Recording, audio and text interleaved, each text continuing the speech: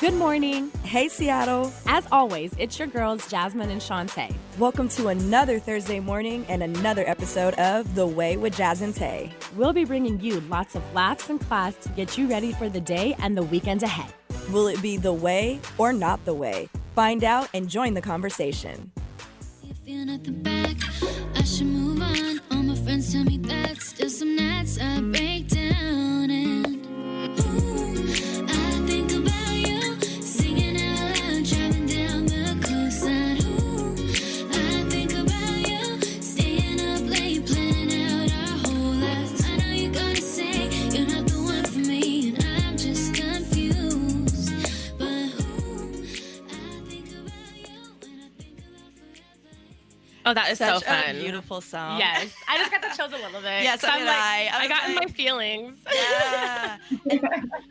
And that's what I was going to say about it is that it is one of those songs. To me, it's like a really beautiful love song, but it also puts you deep in your feelings because I can hear how you're reminiscing and it like puts me in a spot where I want to reminisce too. I'm like, Yes. yeah, I feel that too, girl. There's somebody who, like, when I'm listening to the song, that's in my mind. Like, it makes me think about a particular person and situation and brings me back to a certain, like, time and place. And I'm just like, oh, if only maybe it was a different time. And sometimes timing is really all it ever is. So, I read something about this song that you wrote it because of a situation or someone in your life that you ran into, correct? An entanglement. It was so funny. Actually, a piece of press came out yesterday, and the huge headline, it said like, Tigerlily writes song about ill-fated tragic trip to Portugal.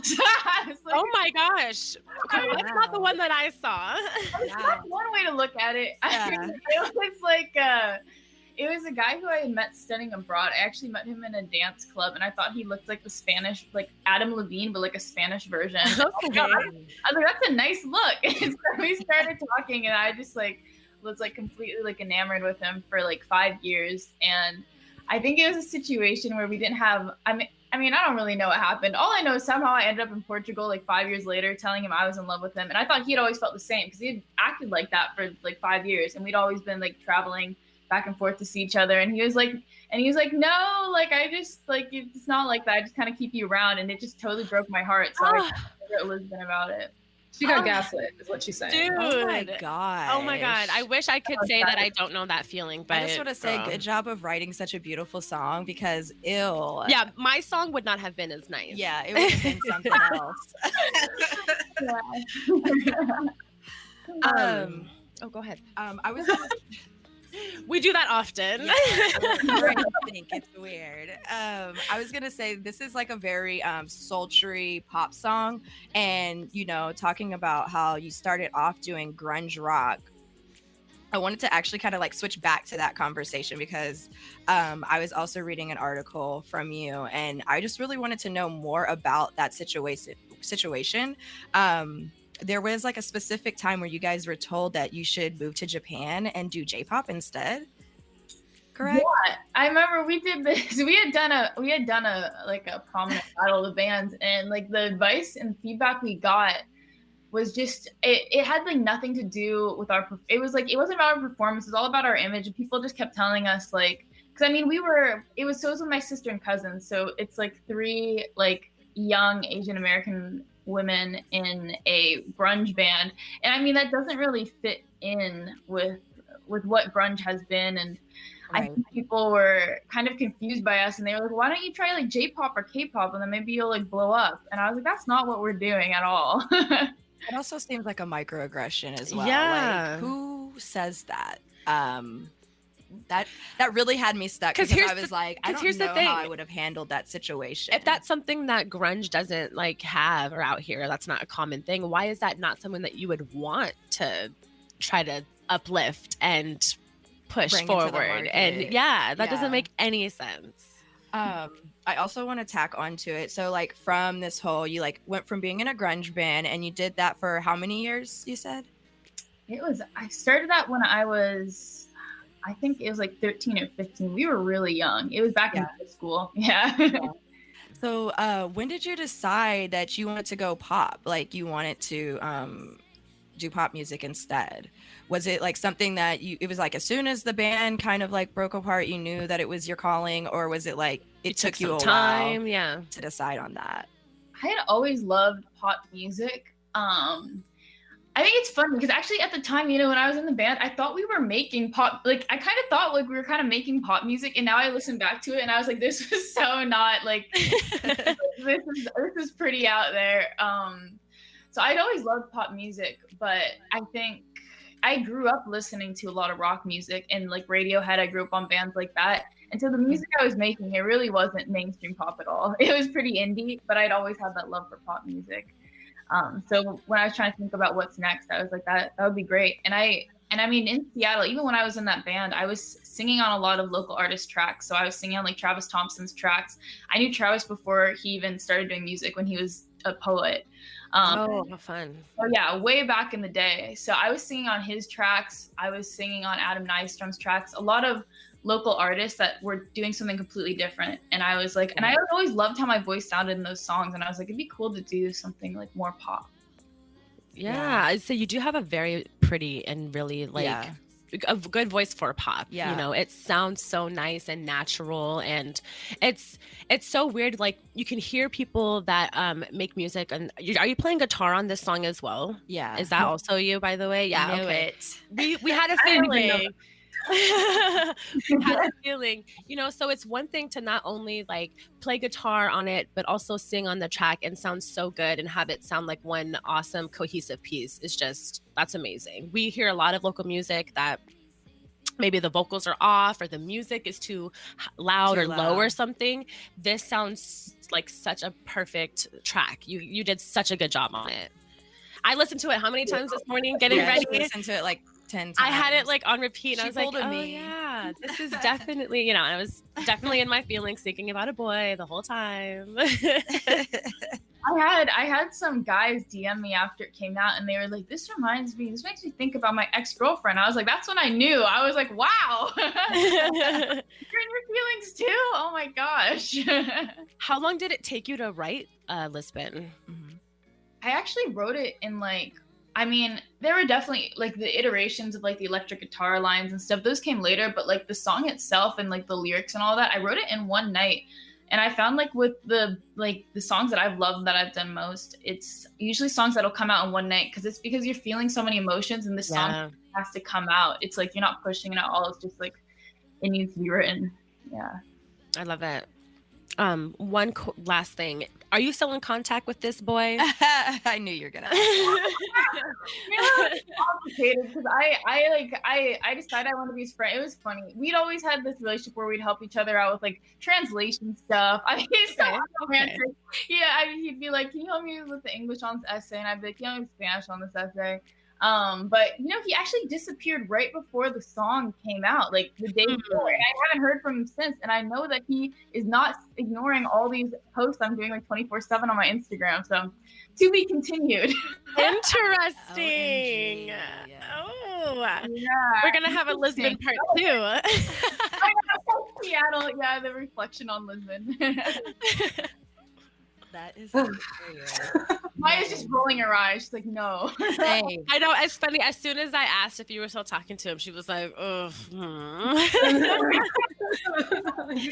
Major side eye. Like, my whole relationship with Tiger is just like, don't let these men mess with your emotions. Like, it's just not. No, songs. But it was funny. I think you said something the other day. Like, yeah, like men should just keep, messing with my emotions, and I'll keep writing out these good songs. And and I was just like, no, I think you have enough men who did that in the past. Why don't you just think about that in retrospect and not deal with them forward? And that would got plenty of stuff to work with, right? Yeah, like let's not keep breaking your heart for fun. Like, hey, it's great content, but I can share some of my stories with you if you need content, girl. I got you. So do you have any questions for Maya and Maya, I did have a couple questions with you just related to like music management. Okay. How long have you been doing it? What got you into it and things like that? So let's start with how long you've been doing it. how long I've been doing management specifically, I would say I started in February of 2018. And so back then I was actually managing music producers. So I was working for this company called Little Underground Management. And this woman named Laura Jones has a roster of 7, now 8 or so producers and engineers who have won like Grammys for Panic at the Disco. And like one of my good friends, Gloria Cava, is an amazing Black female engineer who has trained under Q-Tip and has worked with like Solange and assistant engineered Borderline. And one of my good friends, Erin Tonkin, who made a donation to our release party recently. She assistant engineered for David Bowie before he passed away. So wow. Yeah, so I was very lucky to get that and like really spend 2 years. It's like I've been working in the music industry, I would say probably since 2016, 2017, 2017. Entertainment since probably 2015, 16. But management specifically, I was doing management and A&R, still do management A&R for producers and engineers. And I loved it, but I was like, I want more of this. Like, you know what I mean? Yeah. So February of this year, I went out on my own, still consulting for people I've worked with in the past, but more so like averted my focus to Tigerlily specifically after meeting her in May last year. So yeah, or March of last year. So cool. So now, have you found any challenges in your position as a female in the industry? And yeah, you knew that was coming. Yeah, a lot. And there's this intersectional challenge of both being a woman in this industry and being a Black woman in this industry. And a lot of people like to lump the two together if it's the same struggle, and it's really not. And I witnessed this from, like, if I'm going to be transparent, I had 7 internships in college, and I had to create my own curriculum outside of what my school was teaching me because I knew no one was going to create these opportunities for me. And I've interned at record labels like Mom and Pop to Columbia Records to like all of these different places. And there was this overarching theme, especially at the bigger places that I had interned at and spent time there. Because again, as being a Black woman, I was told that like no one's going to hand me anything, and no one has handed me anything. I had to go and get everything I got one way or another. Some people really respected that. And I found that a lot of people who did respect that were other people of color. I did find, unfortunately, that a lot of people who weren't of color, and sadly women, were very frustrated at the way that I was moving through space and just kind of not waiting for people to give me permission to do what I needed to do. And it was very sad because that's actually how Tiger and I met. We were interning together and at Sony, and I was pretty much just relaying my frustration with people who I was supposed to be looking up to, essentially boxing me into a hole because they were under this notion that they needed to compete with other women in order to succeed, and didn't understand how that just plays into this patriarchal notion that you fight other women as opposed to lifting each other up. And I can understand like why you would have that pressure, especially as an A&R at a major corporation, because your job is to sign talent before other people sign talent. But I was like, if you're doing your job well, you would understand that there is an endless amount of talent to be discovered. And if you do your job well, we can all win. Okay, there's 100 spots on the Billboard Hot 100. Okay, and that can rotate in and out every week. Exactly. But these women did not have that mentality. And I've said this, I say this all the time. My goal is to lift up, and especially every Black woman, and just shower them all with the love and affection that I did not receive my entire life. Because I feel like I love that. Thank you. Because I just feel like when you go through trauma, I'm just going to say for what it is, you can either come out of it very resentful and hurt other people and treat them the way you were treated because you're upset that something was taken from you, or you can turn it into something beautiful and positive. And I think that's the best revenge, really, to say, well, I'm just going to love up on y'all harder because you clearly need it. Are you sure your color is not also yellow? It's gold. Yes, I do love that.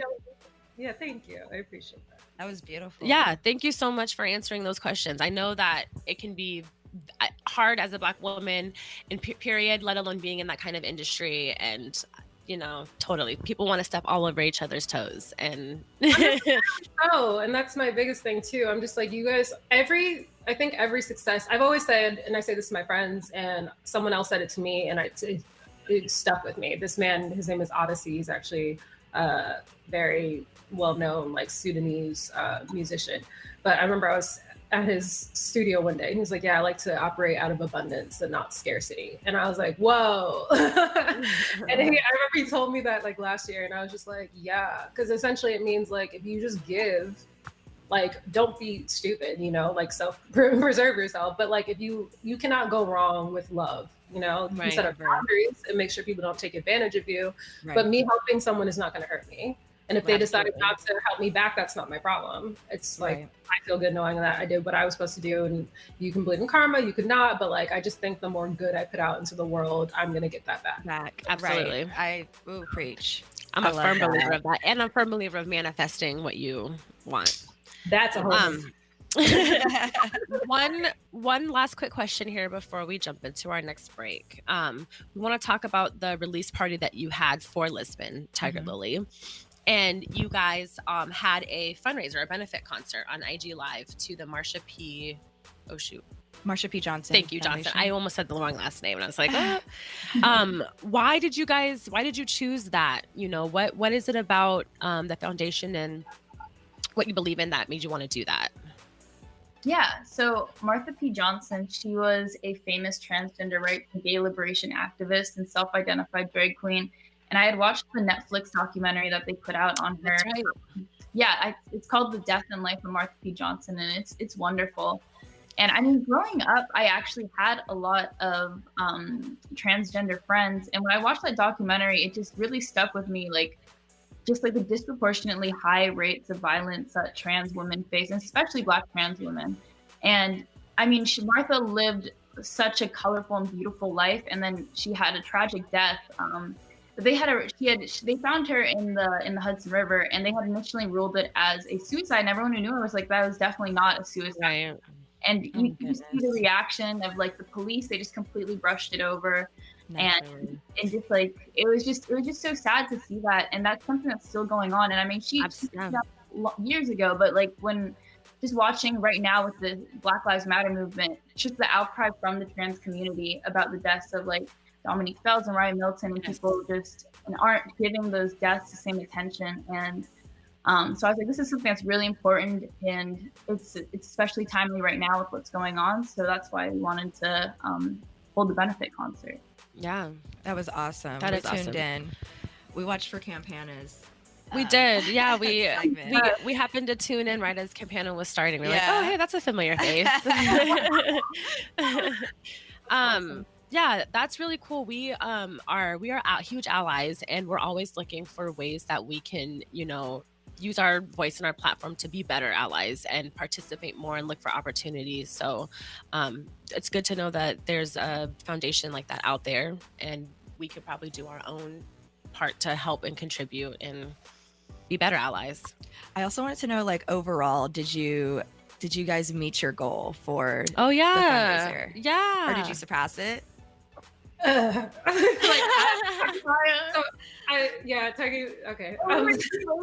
We raised over $700, so that was awesome. We honestly didn't even set a goal, but I was really happy with that, and I was super happy with the turnout for the show. And just we had artists of color performing at the show, and a lot of local Seattle artists who I look up to, like Aeon and P. Cruz and Campana. So it was just, and Brian Chin, who he was in Seattle but is now in New York. So yeah, it was just fantastic to uplift those artists too, and all come together for that show. And one last question really quick, sorry. I know we keep saying one last question. It was an IG Live, but is there anywhere that we can watch it, or that our listeners can watch it if they wanted to? Like so my IG. My IG. Yeah. So if you go to my handle at Tigerlily_music, and then it's in the IGTV section. Awesome. Okay, cool. So to say over there. I was just gonna say too, like I was blown away at the turnout, just because I'm somebody who, I mean, like even as like a DJ, like I would watch like other DJs like live streams, and I would watch like Diplo's live stream, and I would just notice that regardless of your follower count, it was very hard to keep people engaged for a certain amount of time. And I did a Instagram live workout with a lot of promotion with one of my friends who's like on America's Next Top Model, like Erica, she's amazing. But like we had like 70 people tune into that. And I was like, oh, this is amazing. So the fact that we had like 1,000 people tune in over 2 hours for this like release party that we threw together like in 2 weeks. I was like, what? And then to be able to, like Tiger was saying, like give a platform for all of the Seattle artists. My own sister, Maddie Levy, she's like an oboe performance major at the University of Michigan. And like people really don't associate Black people with classical music. So she did a tribute to Lisbon for Tiger. And so I'm so glad she was able to do that. Oh, I love. Yeah. And like Sabanya and like Nikki Hayes, like everyone, Aeon, everyone on the lineup was just really amazing. So I'm glad we got to do that. So. Yeah. That's awesome. Alrighty, guys. So before we jump into our hot topic, we're going to take another quick 2 to 3 minute break. Thank you guys so much for tuning in. You're listening to The Way with Jazz and Tay. Free Britney, and let's pray for Kanye. And Tamar Braxton tried to commit suicide. And the internet has been making this all memeable moments. Now, we really wanted to open this up into a larger conversation because we truly feel like the internet's becoming desensitized to these types of issues and concerns that Britney and Kanye and Tamar are going through. They are very real. It's very known and very well known that Kanye is mentally ill and that Britney's suffered from years of mental health illness. And we're just laughing at it. We're thinking that it's... I'm not laughing. But I mean, I'm saying the internet, like a collective. You guys know those, the internet wins again and this and that and the other. And unfortunately, people have turned these kinds of things into a laughing matter. And we kind of want to open that up and talk about what's really going on at hand and bringing awareness to the brevity of the situation and also how we can be more sensitive to it and maybe stop, sharing some... I know, I get it. Memes are funny, but... Yeah. We can't laugh at everybody's pain. Right. I don't even know where we start with this conversation, but I would like to know, like, just even like launching into it the way that you did with all the time that everybody has at hand right now. Yeah. Do you think that it's like oversaturated now because we're all bored at home and it's like we have the time to make these things, quick memes? Or do you think it's been like this even before lockdown and quarantine? I mean, I know it's definitely, we're all in famous people's business, but do you think that this feels even more amplified and prominent now that we're in quarantine? I feel like people are always up in everyone else's business, especially like I feel like there's always more people at home, regardless of if there's a pandemic going on. Right. Yeah. People are always trolling, right? Everyone's always trolling, yeah. So like, let's start off talking about Kanye West and his latest rant. Back in 2016, he said he was going to run for president in 2020, and everybody was like, haha, yeah, right, Kanye, whatever. And then the election stuff started speeding up, and he was still kind of MIA. And out of nowhere, the beginning of July, he announces that he's running for president and then proceeds to have a rally in which we see him essentially start to like disintegrate during this rally. Yeah. And for anybody who knows Kanye West and mental health, you can see him going through some kind of mental break at this time. He's manic. Yes, a manic state of mind right now. Maya, you look like you're bursting at the seams. Okay, so please stop me if I, go over time. Essentially, I am a very big advocate of mental health and mental health awareness, and I think it's very important. And I think a lot of people, especially within communities of color, neglect mental health before it gets too bad, and then we resort to coping mechanisms that, look kind of like what Kanye is doing. And I will say, while mental health is extremely important, Kanye knows and has known that he has a mental health problem. And there's a difference between recognizing that you have a mental health issue and seeking help, not only from your loved ones, but from your community and the people around you. But Kanye is a grown man who has known that he has bipolar disorder for years now and has admitted to not taking his meds and being off of his meds, and has instead chosen to weaponize his mental health to sell records and to oppress his own people. Whether that be conscious or unconscious is a completely another debate. But even prior to Kanye having being diagnosed with bipolar disorder, we have always known that he was a narcissist. Yeah. And clinical narcissism is a mental health disorder. It's cataloged within the DSM-5. We can get onto all of that if necessary. However, that is still something that needs to be treated. And he was a narcissist prior to even entering into music, and used it to sell his records. He used his mania once he realized he had bipolar disorder to sell his records. And we were all making excuses for him because we're like, well, we like Kanye. He's pro-Black, like black skinhead Kanye, like love that Kanye. Yeah. Like Kanye's just being Kanye, and making excuses for him because instead of recognizing like, no, this man is not only a narcissist, he's also a misogynist, and he's also anti-Black, if you really want to think about it in terms of the whole misogynoir notion. I will put it the way my friend Nikki Hayes, who was on the lineup, said best. And the Stallion was still sexualized when she was shot. There we go. Because of the way Kanye targeted a Black woman for challenging him with facts, yet hugged a white woman for doing the same at his rally. Because of the way Harriet Tubman was discredited by Kanye, because of how when we talk about these things, men suddenly refuse accountability in their role of Black women being unprotected. That is my issue with Kanye.